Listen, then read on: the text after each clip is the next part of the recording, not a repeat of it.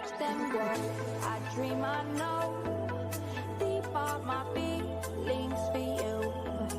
Watch them grow.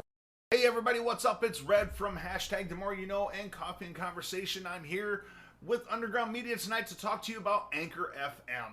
If you have not heard about Anchor, it is the easiest way to make a podcast. Let me explain. Anchor is your one-stop shop for podcasts. First, Anchor is free. That's right, you heard me correctly. It is free. Anchor will provide you with the creation tools necessary to record and edit your podcast straight from your phone or your computer. Anchor will then distribute your podcast for you to Spotify, Apple Podcasts, and many other platforms.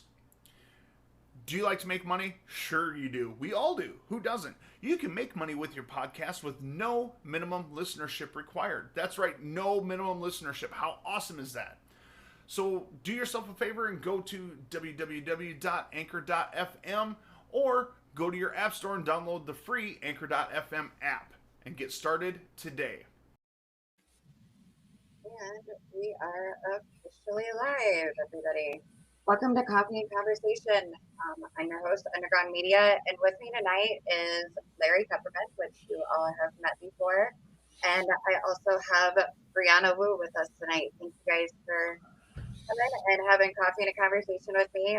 Tonight we are going to be talking about gaming and extremism. A little bit of an introduction. Brianna Wu is the executive director of Rebellion PAC, a former congressional candidate and a game developer.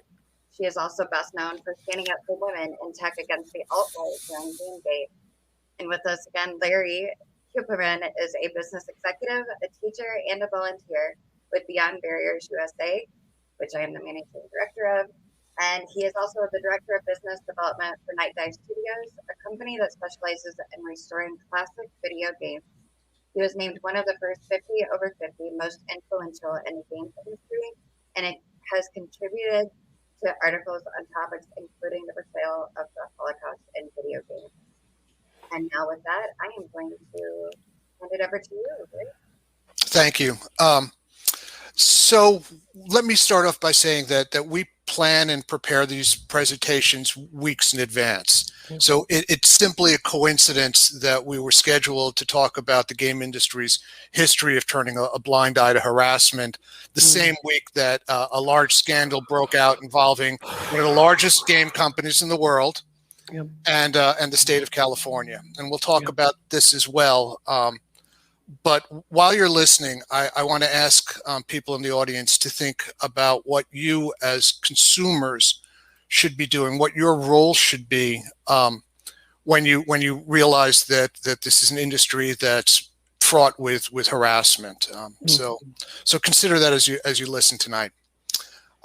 Who controls the past controls the future. Who controls the present controls the past. That was George Orwell in 1984. Yeah. At the heart of every extremist movement, whether it's on the right or the left, is the lie. And the lie is always a means of creating a sense of outrage where one shouldn't be.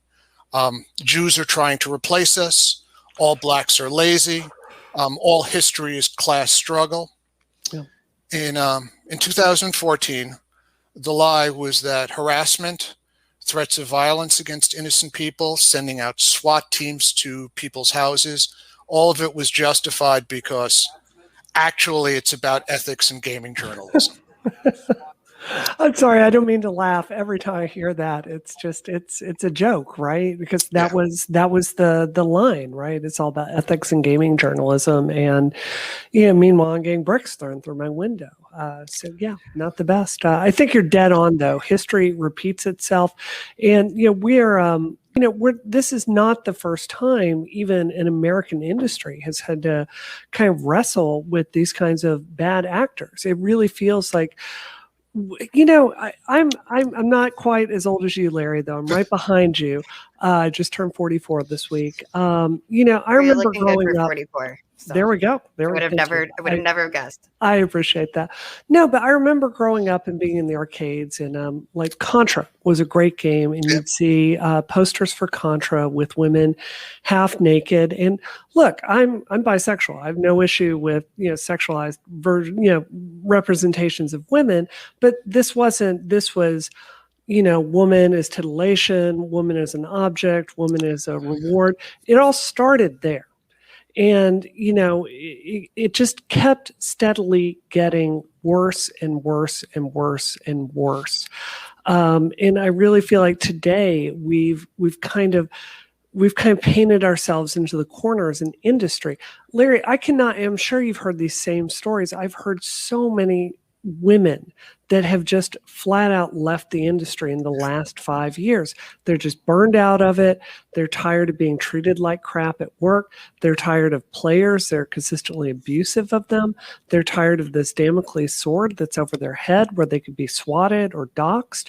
And I really feel like this culture we've built up is a house of cards, and it's starting to collapse, as evidenced by the Activision lawsuit this week. So I wish I could agree that it's starting to collapse, but let me also just point out that I'm sure there are people that are listening that are not as in tune with the gaming world as you and I are. But first of all, the acts that part of the legal struggle with Activision, I mean, these are not trivial things. A woman had nude pictures of her shown at the workplace. She committed suicide while on a business trip with her boss. I mean, so these are terrible things, but it's not one company. I mean, Activision follows in the last revelations were about Ubisoft, another international company, and the accusations of Ubisoft followed close on the heels of Riot Games. Riot Games perhaps is not as well known to people. Again, Activision and Ubisoft are kind of household names, but Riot Games owns League of Legends. It's one of the biggest companies in the world. And by all reports, if half of what was said about the culture there is true, it was still a terrible place. Yeah. Yeah. And I'm not going to, many stories are not mine to tell. And it's sometimes, challenging to say, this is what women in the industry are feeling. But, I have a good friend of mine, and she actually was fired from Activision for being pregnant. Back in the very late, I believe it was the 80s or early 90s. And she actually sued them over it. And she lost that lawsuit. It's unthinkable today. She lost the lawsuit. So, this culture, it started back then. And the problem is there haven't been any breaks on this really toxic culture. And I think this is so important to talk about. Larry, I remember when my first GDC, when I went there, was the first time I said, I'm around my people. I felt like I was around my people for the first time. People that love to create commercial art, that had that technical curiosity with development, that wanted to get really geeky with APIs, but really had passionate feelings about games, which is, in my opinion, the most important art form ever. Most game developers at their heart are good people. The best friends I've ever made are in this wonderful field, in the press side, the development side, all the way through it. And it's why it pains me so much to say that frequently they have a blind spot when it comes to these kinds of issues. It's always someone else is the problem, someone else's behavior. And there's just generally this culture of sexism and privilege that's just it's boiling under the surface. And I wish it were possible to communicate to men in this field how much they inadvertently hurt us in ways they're not meaning to. And the problem is the toxic workplace bleeds over into the player base. That's right. Our audience didn't come out of nowhere. And it feels like we've taken this one kind of gamer for for me, 30 years, and we've made them the center of the world, and we've catered to their every sexual fantasy, empowerment fantasy, all of this. We've told them they're always the hero, and we've never really asked them to reflect on their actions. And I feel, unfortunately, as much as I love the people here and as much as I love games as an art form, I feel like we deserve this hell we're in from the choices we've made. And just one thing I've got to say, it's so striking to me that I have played 1,000 video games where you stand up to the Reapers or kill Hitler or stand up against impossible odds and save the day. But that simple act of a man in a game studio when their coworker may be passing around nudes of a woman that just committed suicide and saying, that's not acceptable behavior. That is a kind of act of heroism we just simply don't get in this field. And I think it's really time to start asking ourselves why. So I don't think everyone in our audience necessarily knows what Gamergate was. Sure. And in particular what you went through. But let me just the title of our talk this evening is about the gaming industry and extremism. The sexual harassment thing just kind of happened to be happening this week, and we can't and absolutely should not ignore it. Yeah. But let me just point out that there is a real connection between what happened in 2014 Gamergate and what's happening today, and certainly the things that happened on January 6th. Absolutely. This year. Absolutely. And you don't have to go very far. I mean, you can see that direct connection when you look at Steve Bannon. Yep. So Steve Bannon began his career at Goldman Sachs as an investment guy there. He then found a company that was reaping money that he didn't understand where it was coming from. He began to research was Hong Kong's Internet Gaming Group. From the Internet Gaming Group, which was doing arbiters. They were basically, it was based off of people in third world countries, very low income, who for pennies would do all of those arduous things that you didn't want to do in a video game to level up your character. So in World of Warcraft, the famous thing was boar hunting, right? You just repeated the act over and over again, and you built up your HP on that. That said, Bannon then moved from his understanding of what he had found in online games to Breitbart, which he ran for a while, and then to President Trump's campaign, to Trump's presidential campaign. Bannon himself, made the connection when he said, you can activate that army. They come in through Gamergate or whatever, and then they get turned into politics and Trump. Yeah. So I just want to say that this is not unrelated to the main mission of Beyond Barriers and of Underground Media. It is in fact core for that. So with that said, Brianna, would you mind sharing what happened, your experience during Gamergate?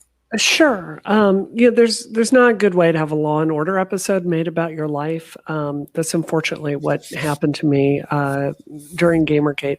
I can tell my part of the story. Basically, in 2014, I had founded a game studio. We had worked so hard in putting my values into action. We had a studio of majority women shipping a game, a really sophisticated Unreal game, basically starring women characters, right? So I'm just living my dream. I'm doing what the internet always tells women to do. You don't like the way we portray women? Go make your own games. I said, okay, I'll go do that. I'll raise a ton of money and I'll go found my own studio. So my mind at this time was very much on, Larry, you and I have similar jobs, running a studio, raising capital, finding the right people, keeping them happy, developing relationships with journalists, working with Unreal to make sure we have the tech we need, lead developer stuff. But something really dark was happening at the same time, where woman after woman after woman that I knew was being targeted by a mob. It started with Samantha Allen, who was writing for Polygon at the time. She had made a tweet basically noting that at this time, Giant Bomb, which is owned by CBS, had once again chosen to not hire women and was going to remain yet again a staff of all white men. She sent out a tweet about that, and they decided to destroy her life for speaking up on that.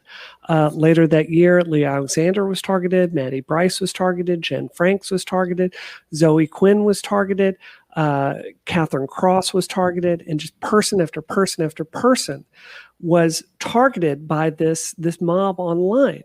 And they put together what I call the playbook. The playbook is to find someone you want to shut up. And you go into their past on the internet and you research everything. You research where they went to school, you research who they dated, you look for news, you go through everything they've ever tweeted, and you find something to attack them with a mob. And if you can't find anything, you just take something out of context and change it to make them look bad. And they ran that playbook on woman after woman after woman after woman. And I was going nuts in back channel. You know, before I stood up to Gamergate, what people don't know is I was writing every single man that I knew with a position of power in the industry, didn't know you at the time, Larry, and asking them to act, asking them to get their butt in gear. Greg Miller, Steve Butts in IGN. I could go down a list of 50 people. And I'm like, look, these are your colleagues. Your colleagues are being run out of the industry. Why aren't you standing with them? Do you have any idea how much power your voice has? Please help us. And just by a person, no one did anything. So eventually, when I started talking about this stuff, they eventually went after me. And I said, I closed my laptop. I remember this so well. That day when they started, I was looking on 4chan and I saw them going through and starting to figure out where I lived, everything about me. And I closed the laptop, and I knew if I kept speaking up, I was going to be targeted just like all the women I was trying to stand up for was. And it was a real question for myself. Like, am I going to stay silent and focus on my game studio, or am I going to live up to my principles? And I decided the cost of being silent was too high. They went after me with everything they had. The horrendous death threats that they based a Law and Order on, bricks through my window, videos going through my entire life. I had people go to my college and impersonate me to get my transcript and release those on Reddit. I had people go through and from pictures I put on Facebook, figure out a diagram in my house and release it, a pattern to go commit a mass shooting and murder my husband and I. And to put that out on the internet, say, this is how I'm going to do it. Y'all feel free to do it here. Here's where you break in. Here's where they sleep. Having all that garbage on the internet. And, you know, what is so frustrating about that is at the time, I really thought, because it got so much publicity, I thought that it was going to be the moment that our industry really looked in the mirror and made some changes. And I really have to take a hard look today and look at this Activision lawsuit and say, we are not doing enough. And this exact same playbook, what's more frustrating is it's what's poisoning our political system right now. So that there are clear clear channels between, you know, what started out as a thing on 4chan talking about games and how it came to politics, but the whole idea of militarizing this group of people of you know, disaffected people for many of them, I don't know. I would like to give them the benefit of the doubt and say I don't think that they were realizing how evil what they were doing was, or the consequences of it. I think they thought it was just another video game. Actually, can I say something about that really quickly? Absolutely. I get messages. Here's one I got today, Larry. I'm not going to read her name, But a trans woman wrote me today and apologized for participating in Gamergate. Hi, you don't know me, but I owe you an apology. She tells her story about being in the closet and hating herself and spending a lot of time on 4chan. I just wanted to apologize to you for being part of a thing that caused you so much harm. I wish I could take it back, but I can't. I get messages like that literally every day. And what I think is happening is I think people were tricked into being digital soldiers for a really terrible cause. And this isn't the first time in history this has happened. And I think it's a really nuanced conversation we need to have about how our decision to carry, the 90s message board rules for the entire internet and how we behave, how it's leading to basically radicalizing children. And these people are traumatized, Larry. Like, they feel really guilty about the things they were caught up in and what they did. I mean, it's serious stuff. I want to explore that issue a little bit more, but I think that during the time that it's going on, I think that there's a sense of invulnerability, and it's justified because as far as I know, other than a couple of aberrations, mostly over swatting, I don't think most of the people that were involved in Gamergate that did terrible things ever had to pay any costs aside from what the Jiminy Cricket in their own minds told them about. Yep. I would agree with you on that. Not just about the whole Gamergate thing, but even with anybody, like I like to call them keyboard warriors, because you can say anything behind they think you can say anything behind a keyboard and a screen and get away with it. And some unfortunately do, but it's almost like the keyboard and not having that interaction, you don't see the people on the other side of that as an actual person anymore. It goes back to the dehumanization. And I think what you got, Brianna, was, with this person telling you, look, I am so sorry for what I did. Like, I truly regret what I did. It's the realization that comes later that, no, this was really another person that you did this to. This wasn't just a game. This wasn't just something that happens on a screen. Yeah. And clearly there's similarities between the keyboard warriors of Gamergate and the keyboard warriors of the NSM, right? Yeah. Oh, yeah. Yeah, there really is, sadly enough. Like, and even I see it in the mess. Like, when I was involved with the far right, I wasn't on mainly like the message boards. I stayed away from that because I personally couldn't stand to see it. Yeah. Because I don't care who you are, what you're saying is wrong, whether it's in a real reality or a fake reality, right from wrong. And there is something inside of you that is saying that this isn't right. If any of you are listening to this, stop and listen to that voice, because it's not right. Go ahead. Sorry. No. You're spot on. Yes. Dead on. I want to talk about like pragmatic solutions, because what I think I've found, I've had 5 years to think about Gamergate, actually 6 years. And, what I find really frustrating about it is, raising awareness only does something if you have a plan once people are aware, right? Yep.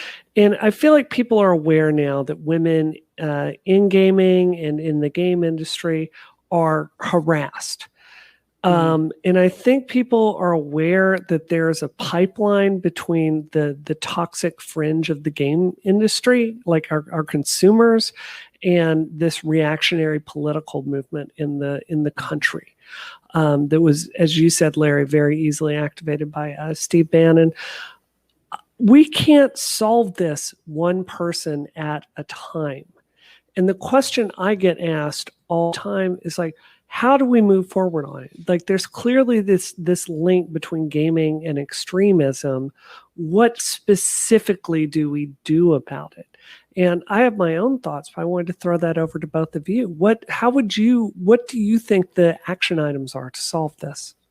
Casey, I'd like you to go first because of your background. I didn't mean to throw you under the bus. I was getting ready to tell you to go first. All right, I'll go first on this. So I'll go first on this. So I'm a firm believer that the antidote to extremism is not the opposite extremism, right? Yeah. That it's moderation, and I have been. I make no bones about it. I have been a liberal all my life. You know, I was clean for Gene in '68. So, you know, there's that.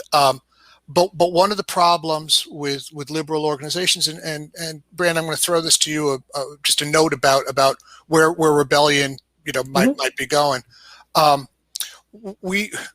There's a great quote that liberals can understand everything except why people don't agree with them, and there's some truth to that. You know, we can't have. Let me see. So I've been a liberal since literally the '60s. You know, as a teenager, you know, early on working in campaigns. And that's just because you were a teenager in the '60s. But anyways, go ahead. That's exactly the point. That just doesn't go to show that I'm committed. Just goes to show that I'm old. But you know, my positions on a lot of things, and on, you know, things that I think are kind of basic truths have stayed the same. But it's funny when I express some things. You know, my more progressive friends find me to be conservative to their point of view, and that's okay. I mean, that's fine. It's, you know, being progressive is kind of a young person's game, all right, and they should be pushing us. That is what their role should be. But at the same time, don't be exclusionary. Be inclusive. Form well, the folks. I wish Red was here tonight. No. You know, I really do. I spoke with him. I really do regard him as my brother. We don't agree about a lot of things, but there are some fundamental points of ethics and morality that we do agree on. And to me, those are more important. I mean, you know, if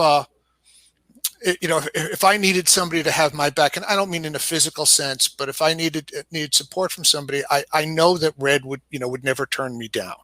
And that's an important thing for me.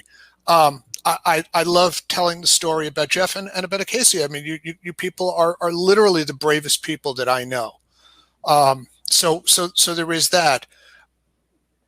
But you've never shunned me, despite the fact that we disagree on a lot of points. Mm-hmm. So I just wanted to put that out there. I think part of it is that our politics needs to be. We need to think about whether the center can hold. Yeah. I don't know. You know, I mean, Larry, I've had the opposite reaction with my family. You know, I was adopted, and my family basically threw me away a long time ago, my adoptive family. And a lot of it was over political differences. Like, they are hyper conservative, and it was really like us just living in alternate realities. To be really honest, they had gotten radicalized by Fox News. Yeah. And in a way that was just irreparable. So I think I don't mean to diminish it. I think what you're talking about there, the values, I certainly try to live up to. And I can tell you, especially with my job, I do encounter the idealistic progressive wing of our party, who are great people and very enthusiastic volunteers. But I do recognize that there's occasionally a little bit of distance between how to get things done and how to tweet that I think is sometimes not helpful. But for me, I like to think about systems, right? What systems are broken here that people are getting radicalized? And I'm old enough to remember what these conversations were like in the 90s, where, by the way, Newt Gingrich was shutting down the whole government. This was not like a utopia, but there was not this... It was a lot more civil at the time. And when I asked myself what has changed, I really feel very strongly that social media is the biggest variable. There's this pattern throughout history that we invent a technology and then we discover what the effects of it are. Yeah. In Vietnam, it caused us to feel like, oh, we've got all this technology. As a military, we can defeat anything now. And then we went and found out that wasn't quite true. I think in the social media age, we are finding out this is, it's really good at separating us onto our own bubble and just making us outraged all day long. I want to be clear. There's a lot to be outraged out there. There's a lot to be legitimately scared about right now. I'm very concerned about the state of our democracy, but I think the radicalization is happening in large parts because, Facebook particularly, but Reddit has their fair share of blame for this. And YouTube does, that this algorithm is tuned to just keep you engaged. And the thing we know is that the thing that will keep you most engaged is anger. So right. I think, Neil Stephenson, who wrote Snow Crash, he once called social media the doomsday machine. I cannot come up with a reason why he's wrong. I would definitely agree with you. It's funny you mentioned like how social media keeps you in a bubble, and it really does. Like we talk about at Beyond Barriers, echo chambers, and I know Larry had talked about it with Larry before too. Like the algorithms that are meant to help in some way, shape, or form, in many ways, do keep you stuck in those in the echo chambers, in those bubbles, because you start going down this one path and then all of a sudden the only things that pop up are similar things instead of giving you a diverse outlook on different things. You mentioned Fox News. And one thing that I mentioned to people is like, look, don't get your news from only one source because that will keep you in a bubble. Look at a couple of different ones, maybe that you normally wouldn't look at. I mean, I'm not a fan personally of CNN, but I still watch it to see what they're saying so that I can see what everything's going on. Because no matter, we are human beings and we're always going to have a slight one way or another a lot of times to whatever our viewpoint is. So, and news channels are not exempt from that at all. And that's the hardest thing, is that you get stuck in those echo chambers, and getting out of those echo chambers can be almost, I don't know what the word I want to use is, but it can be very painful. It's growth, and growth is always out of discomfort, right? I mean, that's just one of those rules.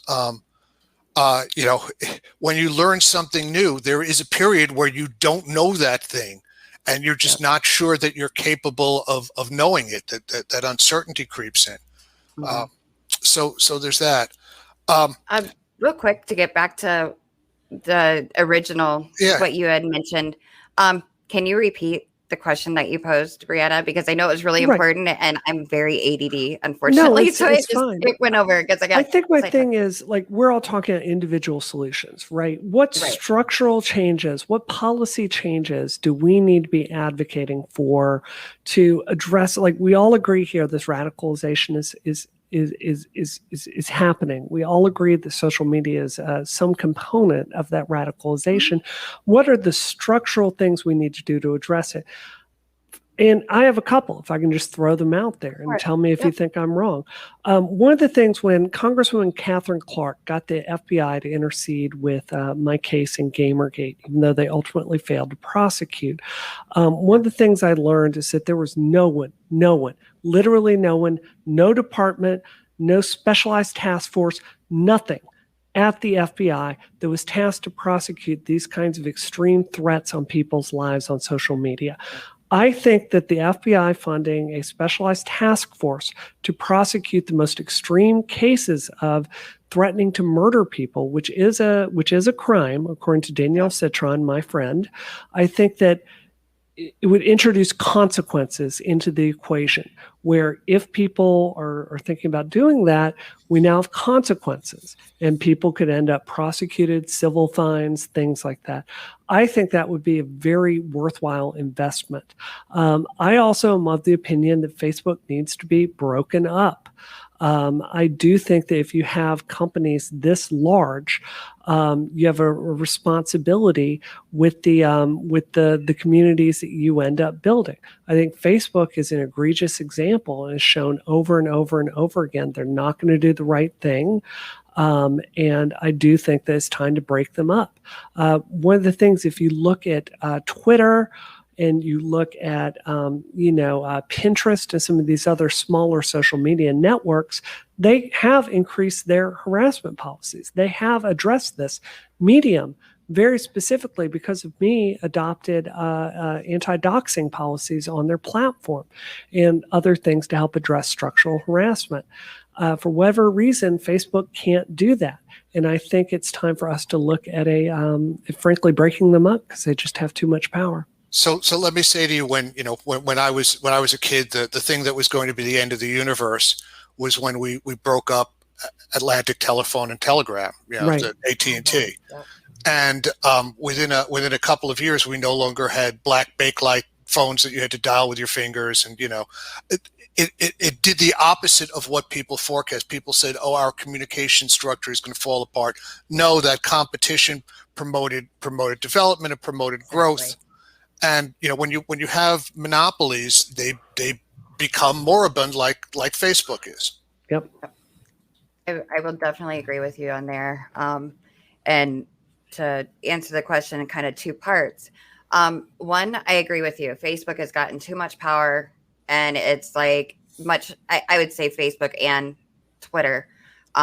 Although I prefer to call it Twitter because it's just, there's a lot of ugliness on there, and people, I think, just go to do it for the fun of it. We get it.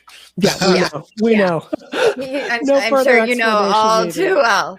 But a lot of these big tech companies, such as Facebook, are like, oh, well, we will just rearrange our algorithms, or we'll go to this person, we'll go to that person. But essentially, it is almost a monopoly on that social media site because there aren't anything else. And as soon as something else comes along, it gets brushed to the side immediately. So I do agree, like there needs to be the competition, like Larry was saying, there needs to be something.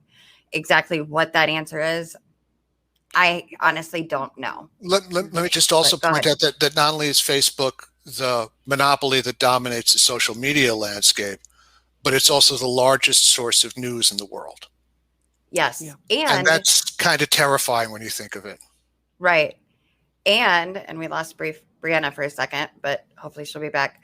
The other thing is that we have, with Facebook being that, a lot of people don't realize, and I started seeing it, Facebook buying out Instagram, WhatsApp, all of these things, which makes it even more of a monopoly than the monopoly. And we're back. Yay. Oh, it's okay. It's easy to get you back in the stream. You're good. Mm-hmm. But hold on. I was going to look at my notes here because I had a couple of notes. For one, I agree. I think there should be a FBI task force, or even I think we need it at the local levels as well, because online is where that's the reality that we live in today. Whether we like it or not, that's essentially the reality that we live in today. Yeah. You aren't getting threats in the mail that they can go and take fingerprints off of, but they can take electronic fingerprints. Yeah. It's just a matter if they're willing to do it. Yeah. I have had problems before where people have threatened me. I also had my identity stolen online, which they essentially were like, well, we really can't do anything about that because it was online. And it's like, the thing is that it takes more work, but everybody has been sounding these alarming bells since 2014, if not before, of, hey, this is what is coming. I mean, heck, George Orwell. Although I don't think he really knew everything that was coming. Some of it's just kind of like, here it is. But we know what it is now. So like you said, what is an action item that we can do?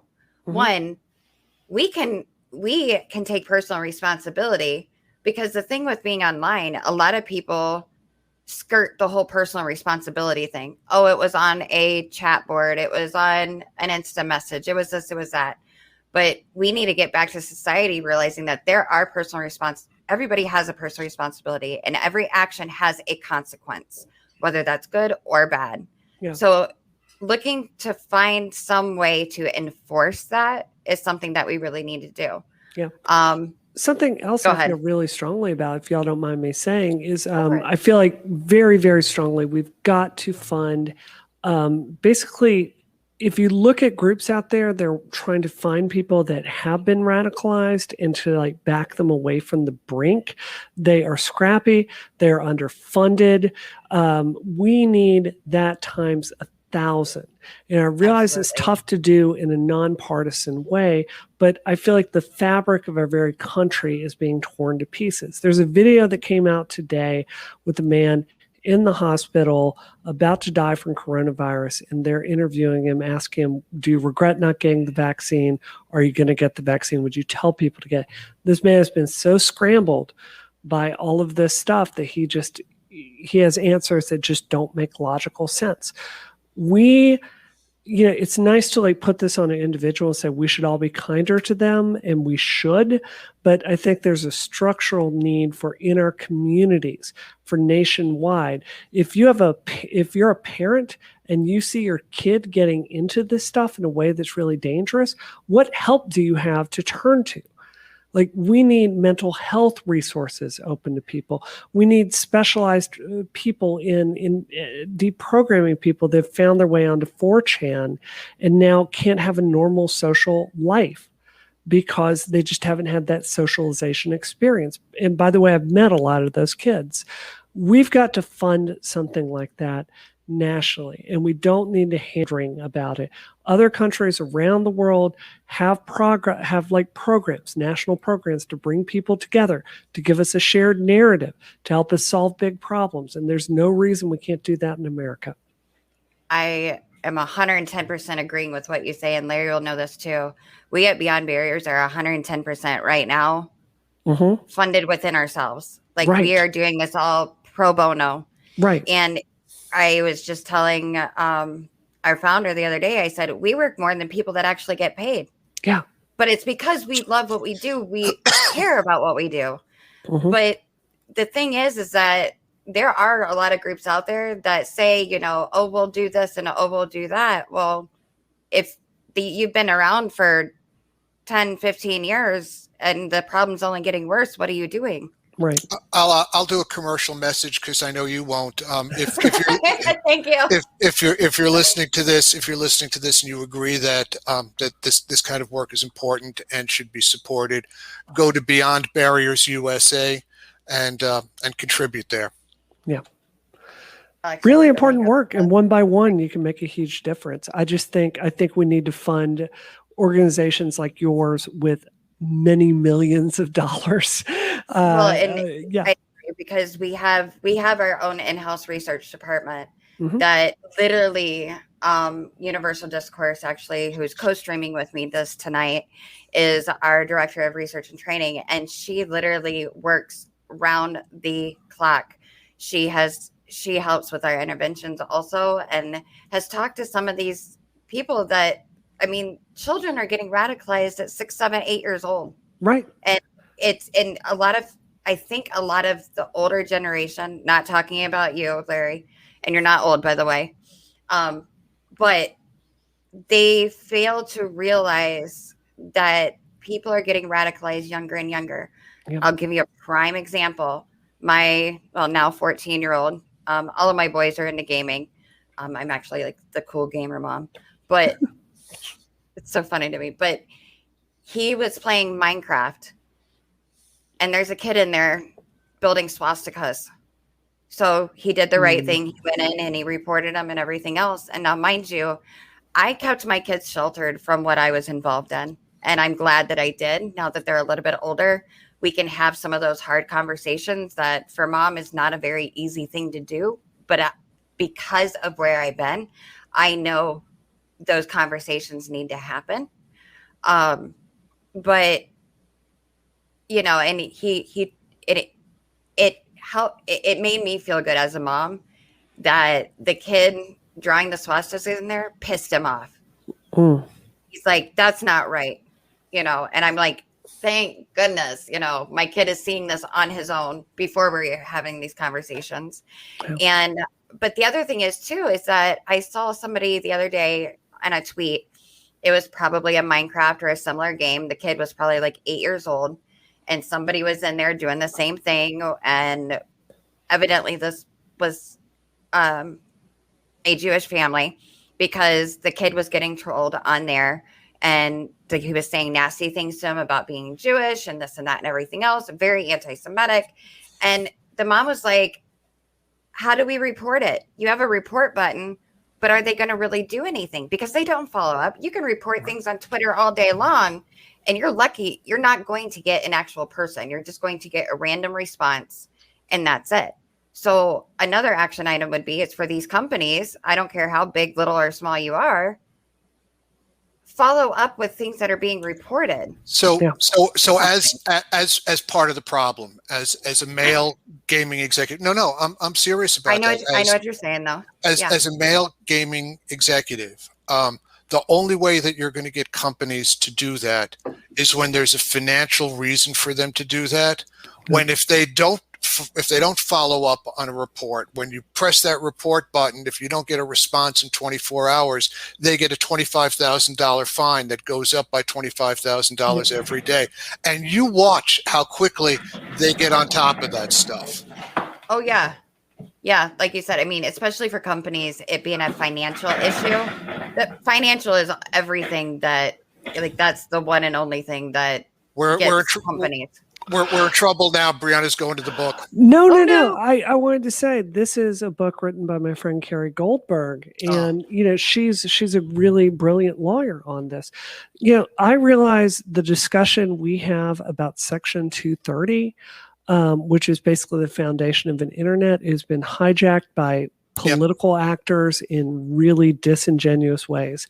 And I had the same opinion everyone else has in the tech industry before I read this.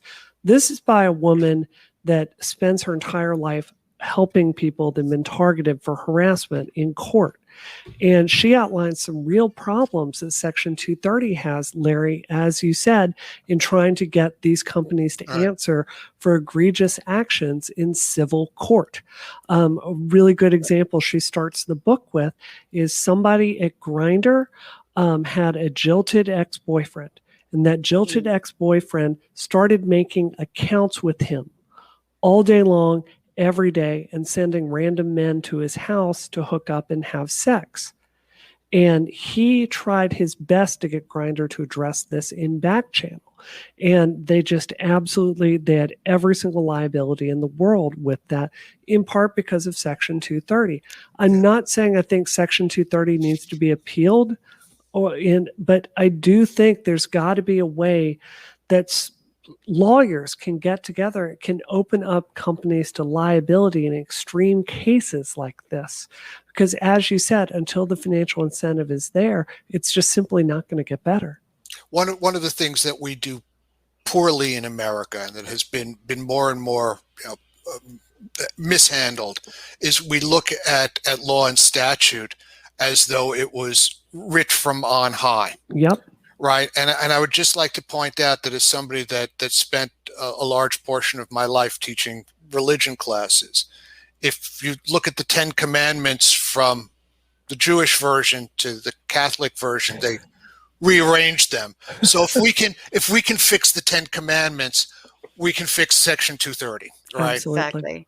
Hey, Brianna, would you do me a quick favor? I wanted to post up in chat. Who is that book by? Oh, this is Nobody's Victim. Carrie Goldberg. She's amazing. Yeah, she's a good friend of mine. When Alex Jones sued me, she gave me some excellent advice. Wait a minute. Alex Jones sued you? He sure did. Sorry, I don't know why that. I won. So I won. Awesome. It was great. Well, that doesn't surprise me either. But wow, we're gonna have to talk about this off channel someday. I'll tell you the quick version. I accurately quoted a newspaper article that in one of his lawsuits, a bunch of child porn had been dumped along with his documents in discovery. Yeah. I accurately quoted that article and linked to the article, and he decided to sue me about it and got laughed out of court. Yep. Alex Jones took the standard thing of, I don't know how that pornography got on my computer to be. No comment. Right. Yeah. Well, we won't go on that one. We've that's a separate industry problem, but we have that in the gaming industry too. I want to say a couple of positive things, if I can, things that are positive that should be aware. I know a number of my friends from the International Games Developers Association here in Las Vegas are listening tonight. I hope some people from the greater IGDA, but the IGDA issued a very strong statement today, and I want to give a shout out not only to the organization but to our leader there, Renee Gittins. I thought it was very well written and worth noting. I also think that if we can agree that that the gaming ecosystem kind of created this problem, I think that we can also look at the gaming ecosystem for some solutions. Mm-hmm. I have to give a disclaimer on this. Because I worked for Stardock for 11 years. That's how I got my start in the games industry. But one of the underappreciated game series, and comes out every 4 years, is The Political Machine from Stardock. I'm going to assume that there's been continuity. I think I've got the 2004 version of it up on my shelf up there. Yeah, it's up. No, it's actually 2008. The top shelf on there.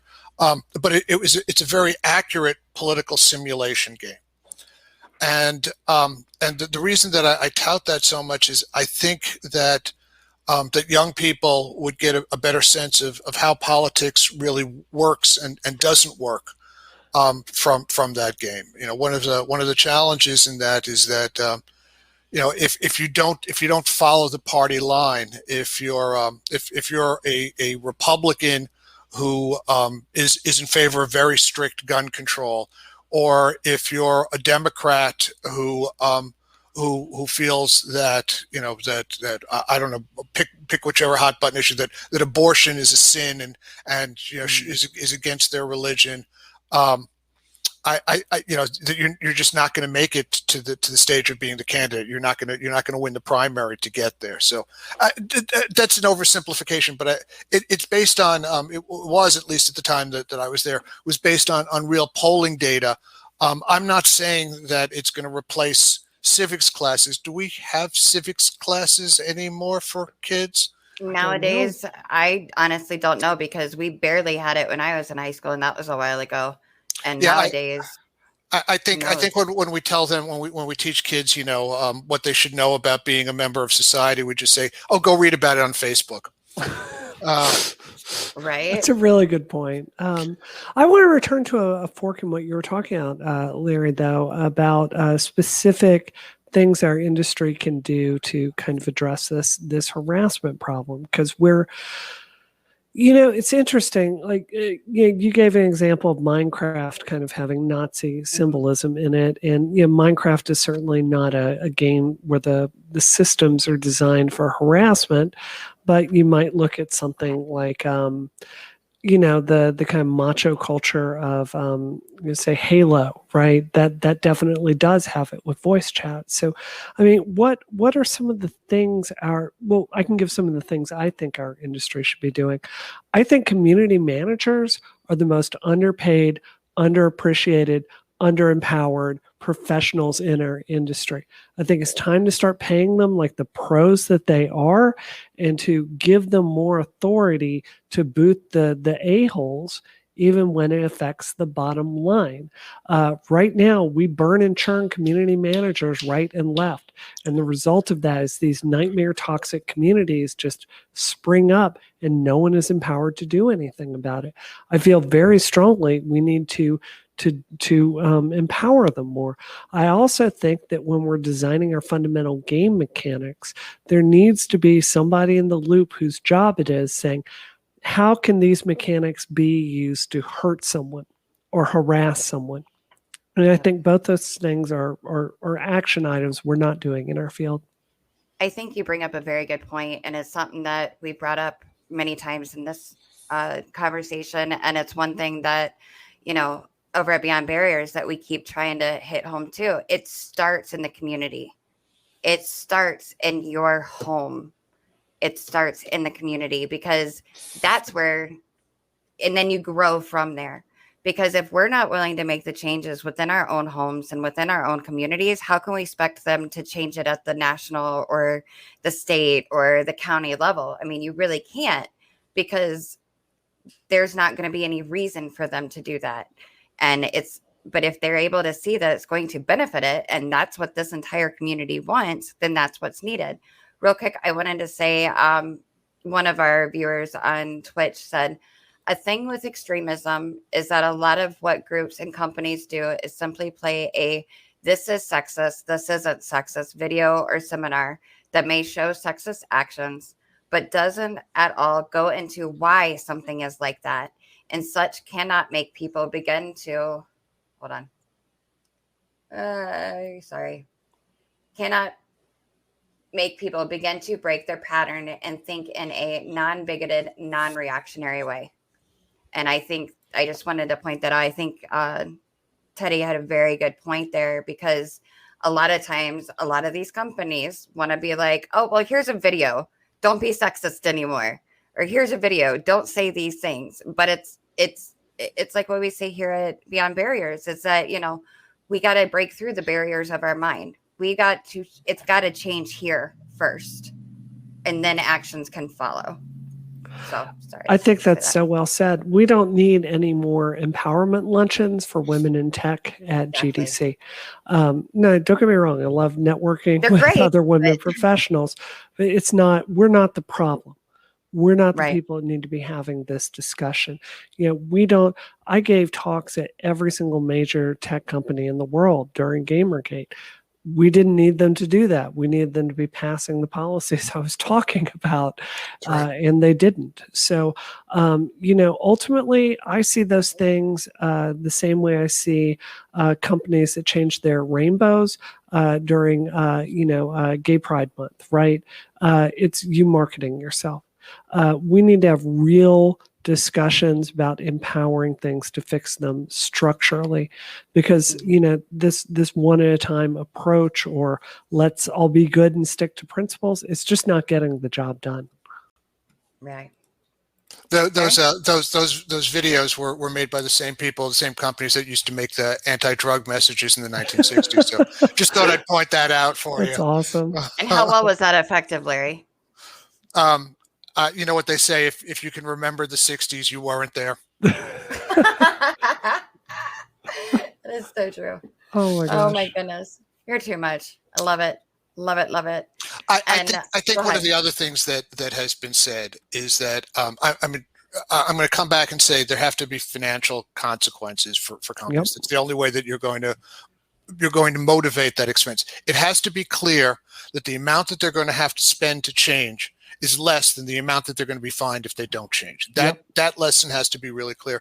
The other thing is we need more women in executive positions. And Brianna, you said that on Twitter today.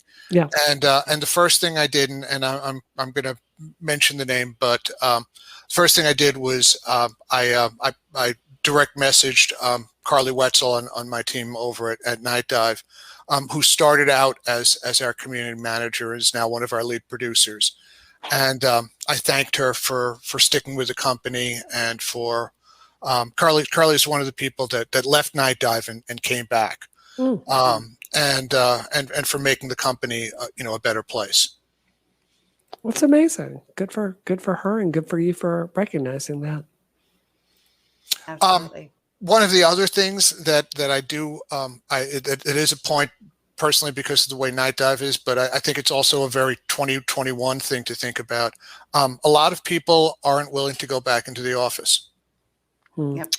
A lot of people have tasted that forbidden fruit of work for home. I have been working from home since 2011. I find a lot of companies, when I tell them coming into the office, they say, no, we'd prefer if you stay far. Just send pictures of the T-shirt. We're good. Right. But but I think I think that toothpaste is not going to go back into that tube. And as more and more companies switch to a work from home policy, there are two consequences to that. One is that in-person harassment becomes a lot harder, right?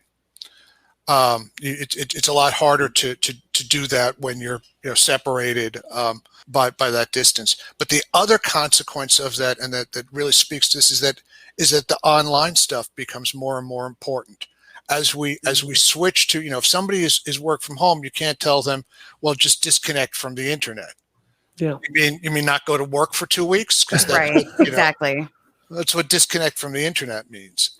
So we really do need public policy in those spaces. Yeah, that's a lot of why I ran for Congress, to just really be honest with you, Larry. I feel like it's not like harassment. When I ran for office, people thought I was just running to address Gamergate, like on a policy level. But it's not just that. It's our tech policy is a mess. Our cybersecurity is a mess. We need leadership on all kinds of things, connected to our electronic infrastructure. And the reality is our current legislature is just not capable of getting it done. The people that are sitting on the Science, Space, and Technology Committee in Congress are just frankly not qualified to be there, many of them. And I feel so strongly like we need new leadership. We need new people in these positions. So I'm going to send everybody out to research the meme, but you mean, Brianna, that the internet really isn't tubes?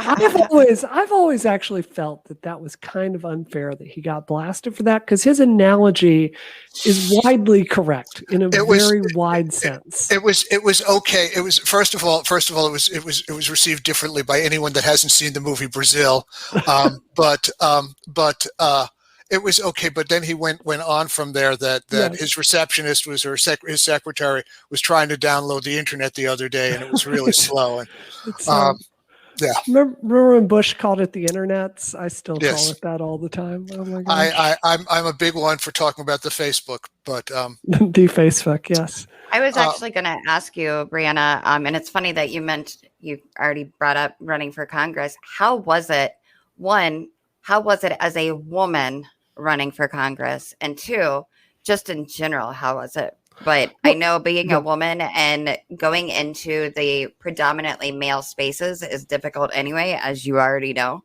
Mm-hmm. So I just kind of I was just curious, what, for you personally, how was it? And then also being a woman in that, how do you think that differed? Well, I can tell you, I obviously there's no woman that runs for office that doesn't run headfirst into a lot of sexism. It was maybe 30% of the sexism of the game industry, just to really be honest. I mean, I had meetings with union leaders and they called me little lady. And I was like, is this the worst thing that happens today? Nobody's sending me a death threat. This is great. Right. Honestly, that part of it wasn't bad. It was really more of the, excuse me 1 second. You're good. It was more of the structural issues that I found.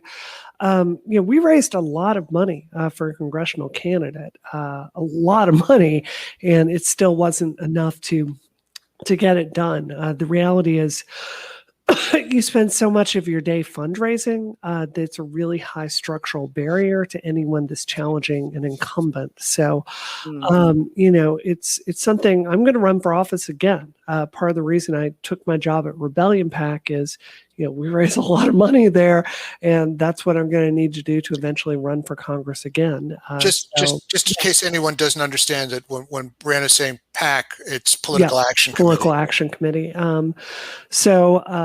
It's the gender part of it was not that bad. It was frankly the money raising and the structural barriers. That was the really frustrating part. Gotcha. Yeah, that was the other question that I had for you, is that because I wondered, because I know it's not cheap running for Congress. It's not cheap running for any sort of a position when it comes to politics. So that was kind of my other question. I was going to see was it the sexism, or was it, and you mentioned it, fundraising that takes all your time. Now, just out of curiosity, like on that same note, how are you able to pay attention? How do we expect our leaders, and people running for office to pay attention to the actual things that need to get done and the issues at hand if we're making them run around trying to get all this fundraising to be able to even get on the ballot? It's a great question because the reality is when I ran for office, I would sit in this chair and do fundraising for 5 or 6 hours a day, every day, calling strangers, hitting those connections. And, that doesn't let up once you're elected. So it's one reason I personally am a big proponent of publicly financed elections. I think it would be a huge investment in our democracy. But, until then, I play the game that, we're given. Dark Souls is hard, right. Still got to play it. And, if I'd raised about 4 times as much, we would have been very competitive. I did very well. So, my temporary goals are to keep building those career structures to raise money, which, Larry, you can appreciate the ability to raise money is a good talent for someone that runs a game studio. Very important skill. That's right. Of all the things that you've said, this evening, I think the one that I'm going to quote is that when you were asked about running for Congress, you said Dark Souls is hard, but you still got to play the game. I think that's going to be my takeaway from this. It's totally true. I just want to add on that there are some resources. I don't know if anybody that's listening tonight is considering a run, but there is an organization called Run for Something that helps people begin their campaigns, and you can also volunteer if campaigning isn't something that you're ready for yet.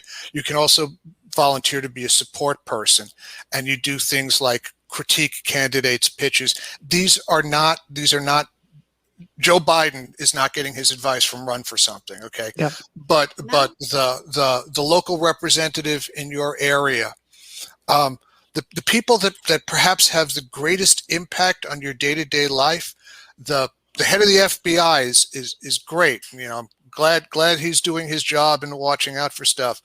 But it's the police commissioner where I live who has the greatest immediate impact on my life. So they will help you run for those kind of local jobs, or you can come in as an advisor or support person for people that are running for those. Absolutely. You always need volunteers. I think if I did the last few years over again, I probably would have run for state senate instead, because the amount of money you have to raise for state senate is a joke. It's only $100,000. And I'm very aware that's a lot of money, but that's something you can do where it's, it's 1.5 million. Right. Exactly. Right. When you're comparing the numbers, that's definitely easier to obtain. Yeah. So again, the other part is, where does that money come from, and who are you obligated to on that, and reaching into my old bag of quotes, and this is one that predates my existence. An honest politician is one that stays bought. It's true.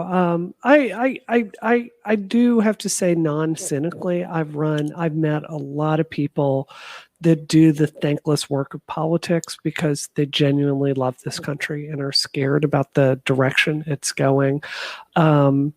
I think one of the things that surprised me the most, Larry, is if you compare the competence of the average person that works in the game industry with the average person that works in politics, game industry is wildly more talented. Like the standards we have in the game industry about things you get done and the ability to think on your feet, we just put politics to shame. So my message to anyone in the game industry, particularly thinking about running for office, think about all the skills that you have. Pitching to media, you got that. Raising money if you run a studio, you got that. Solving problems, innovating. User acquisition is basically the exact same thing as getting votes and getting to your win number. So you've got a lot more talent at it than you may believe. Brianna, you have to share this one with Frank, please. On that note, Babe Ruth was once asked how he felt about being paid more than the President of the United States. He paused to think about it for a moment, looked up and said, "I had a better year than he did." That's about right. I love it. Oh, yeah. Well, I appreciate you guys so much for coming on. And I definitely, if you both are willing, would love to have you on again. Because I mean, an hour is just not enough time to, well, I could talk all day, but that's besides the point. In closing, we talked about action items and what we can do. What would be, if you can give either 1, 2, whatever action items to do that an individual watching this or hearing this would be able to do, what would it be? And I'll start with you, Brianna. I'll just give one. And it's a little sentimental for my taste. I'm an engineer, so I tend to be a very pragmatic person, but I heard this and I loved it. Nina Turner is one of the races we're working on, and she has a quote that I just think is brilliant. And it's, be hard on issues, but be soft on people.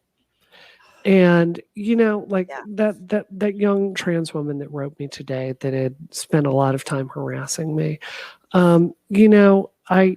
it's sometimes hard because there was so much damage there, but I found it's best for me to just forgive people, right?